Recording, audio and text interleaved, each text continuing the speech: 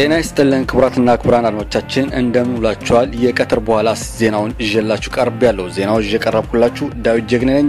እስከ ፕሮግራማችን ፍጻሜ ድረስ አብራችሁ እንድትቆዩ በአክብሮት ጋብዛለሁ። ዕለቱ ማክሰኞ ጁላይ 28 ቀን 2015 ዓ.ም ሲሆን እንደ ኢትዮጵያ አቆጣጠር ደግሞ ሐምሌ 21 ቀን 2007 ዓ.ም ነው። ክቡራትና ክቡራን አድማጮቻችን ወቅታዊና አጠራጠር ያሉ ዜናዎችን ይዤላችሁ ቀርብ ያለው በድጋሚ ከኮል አድር ሬዲዮ ጋር ቆይታችሁን አድርጉ። በቀጥታ ወደ ዜናዎቹ 11ኛው የህንድ ፕሬዝዳንት የነበሩት አብዱል ካለም ከዚህ ዓለም በህይወት ተለዩ። አብዱል ካለም በ2002 እስከ 2007 የህንድ ፕሬዝዳንት እንደነበሩ ይታወቃል። አብዱል ካለም በ1931 ዓ.ም የተወለዱ ሲሆን የምህንድስና ዲግሪያቸውን በቴክኖሎጂ ዩኒቨርሲቲ በክብር ሲቀበሉ ታላቅና ዕውቅ ዲግሪያቸውን ያገኙትም በትምህርታቸው ጠንካራ በመሆናቸውም ጭምር ነው።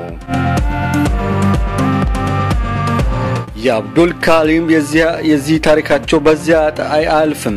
የኒኩሌርን ግንባታና የኒኩሌርን በዓለም ላይ እንዲጸድቅና ህንድ በእጇ እንድታደርግ ከፍተኛ ትግል ያደረጉና የሚሳኤሎችን ምርምር ጥናት አድርገው ኒኩሌርንም ለመጀመሪያ ጊዜ በ1999 ዓ.ም እንደ ኢሮፒያኖች አቆጣጠር ወይም ደግሞ ጎርጎሮሲያን አቆጣጠር ሙከራ ያደረጉ ትልቅ ሳይንቲስት ናቸው።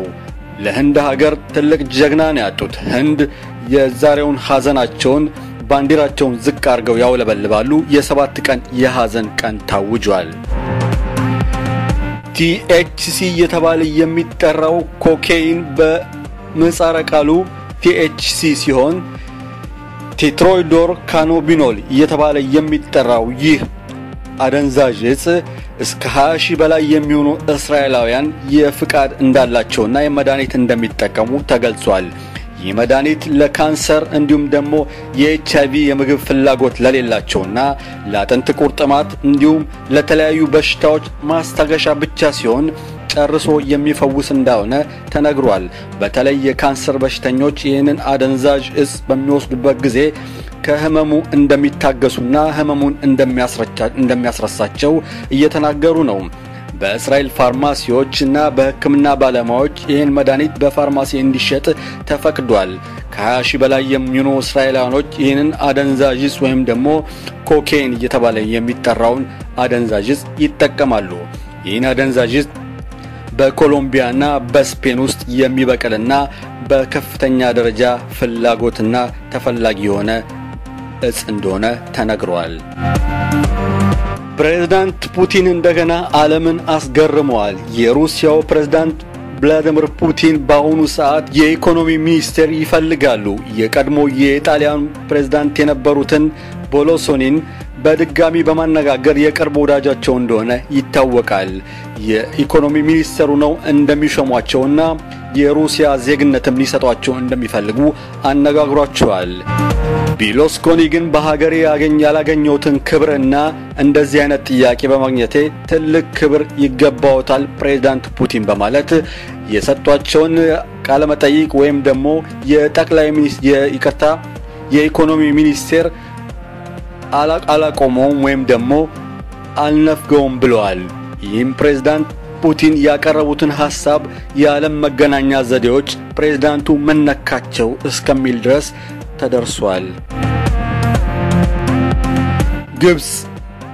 በግብጽ ውስጥ የስዊዝ ወሽመጥ የሆነው የባህረ ሰላጤ መሸጋገሪያ መርከቦች እንዲሸጋገሩበት ትልቅ ቱቦ ህንድ ገንብታለች።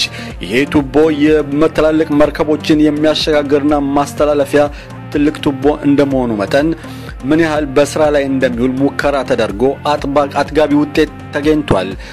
ኦገስት 8 ስራው እንደሚጀምርና ግብጻውያኖችን ለብዙ ነገር እንደሚጠቅማቸው እየተነገረ ነው። የዚህ የስዊዝ ወሽመጥ ብዙ መርከቦችን እና ከባድ መርከቦችን የሚያሸጋግርና ከተለያዩ የመርከብ መስመሮች ችግር ሊያስወግዳቸው እንደሚችል እየተነገረ ነው። ክቡራትና ክቡራን አድማጮቻችን ከቀትር በኋላ ያደረግነው ዜና በዚህ ይፈጸማል። በሌላ ዝግጅት ሰሞኑን እስክንገናኝ ድረስ ሰላም ቆዩኝ እያልኩ መሰናበታችሁ ከኮል አድር ሬዲዮ ጣቢያ ዳዊት ጀግኔ ነኝ። መልካም ቀን በያላችሁበት ጤና ይስጥልኝ።